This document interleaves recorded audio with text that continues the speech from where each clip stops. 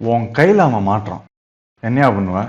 Sir, அவனையெல்லாம் அடிச்சு மூஞ்சு முறையெல்லாம் உடைச்சு நடு ரோட்ல இல்லைன்னா இந்த மாதிரி பிரிட்ஜுக்கு இல்ல தலைகளை கட்டி தொங்க விடுவோம் சார்.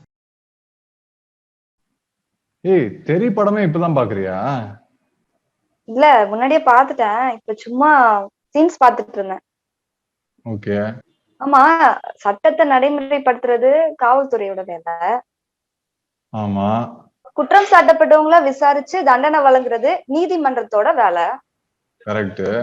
ஆனா பெரும்பாலான படங்கள்ல காவல்துறையே சட்டத்தை கையில எடுத்துட்டு குற்றம் சாட்டப்பட்டவங்கள கஸ்டடியில வச்சு அடிக்கிறது, உதைக்கிறதுன்னு, அப்புறம் அண்டர் கவர் ஆபரேஷன்ங்கிற பேர்ல என்கவுண்டர் பண்றதுன்னு இதையேதான் காட்டுறாங்க.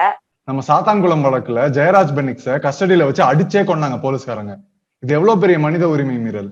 இதுக்கு எதிராக மக்கள் எவ்வளவு வலுவா குரல் எழுப்பி இருக்கணும். ஆனா இந்த மாதிரியான திரைப்படங்கள்ல போலீஸினுடைய அபியூஸ் ஆஃப் பவரை தொடர்ந்து நார்மலைஸ் பண்ணிட்டு வர்றதன் விளைவா மக்களுக்கு நிஜமாவே இந்த மாதிரி ஒரு சம்பவம் நடக்கிறப்ப கூட ஒரு சாதாரணமான நிகழ்வா தான் அவங்களுக்கு படுது. சாமி படத்துல ஒரு டயலாக் வருமே, ஞாபகம் இருக்கா? போலீஸ் இல்ல, பொறுக்கி. போலீஸ மட்டும் இல்ல, வக்கீலையும் தப்பா தான் காட்டுறாங்க. வக்கீல் சாப்னு ஒரு தெலுங்கு படம் ட்ரெய்லர் பார்த்தேன். அதுல வக்கீலா இருக்கிற அந்த ஹீரோ கோர்ட்ல உள்ள பர்னிச்சர் எல்லாம் போட்டு உடைக்கிறாரு. ஆமாமா, நானும் பார்த்தேன்.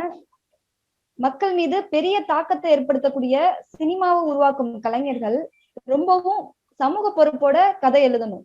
அவங்க படம் எடுக்கிறாங்களோ இல்லையோ, சட்டத்துறையை சார்ந்த நாம நம்மளுடைய பங்குக்கு ஒரு வழக்கறிஞருடைய பணி என்ன, ஒரு போலீஸினுடைய பணி என்ன, அவங்க ரெண்டு பேரும் எப்படி சேர்ந்து செயல்படணும் அப்படிங்கிற விழிப்புணர்வை ஏற்படுத்தணும். கண்டிப்பா. அதுக்குதான் நம்ம மூத்த வழக்கறிஞர் பாப்பா மோகன் சார் கிட்ட பேசினேன்.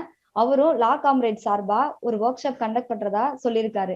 ஓ, சூப்பர் சூப்பர். ஓகே ஓகே, நான் இப்ப இந்த ஒர்க் ஷாப் ரெஜிஸ்ட்ரேஷன் லிங்கை இந்த வீடியோடைய டிஸ்கிரிப்ஷன்ல கொடுத்துடுறேன். அதுல லாயர்ஸுக்கும் போலீஸுக்குமான ரிலேஷன்ஷிப் பத்தியும், அவங்க எப்படியெல்லாம் ஒன்னா சேர்ந்து செயல்படணும்னு, எப்படியெல்லாம் ஒன்னா சேர்ந்து செயல்படக்கூடாதுன்னு பேச இருக்காரு. இந்த நிகழ்வு ஜூம் ஆப்ல நடக்க இருக்கு. இந்த நிகழ்வை நீங்க நம்ம லா காம்ரேட் யூடியூப் சேனல்ல லைவ்லயும் பார்க்கலாம். சப்ஸ்கிரைப் பண்ணாதவங்க இப்பவே சப்ஸ்கிரைப் பண்ணுங்க. இந்த ஒர்க் ஷாப்ல சட்டம் சாராத நபர்களும் கலந்து கொள்ளலாம். எனவே அனைவரும் வருக. நன்றி. நன்றி.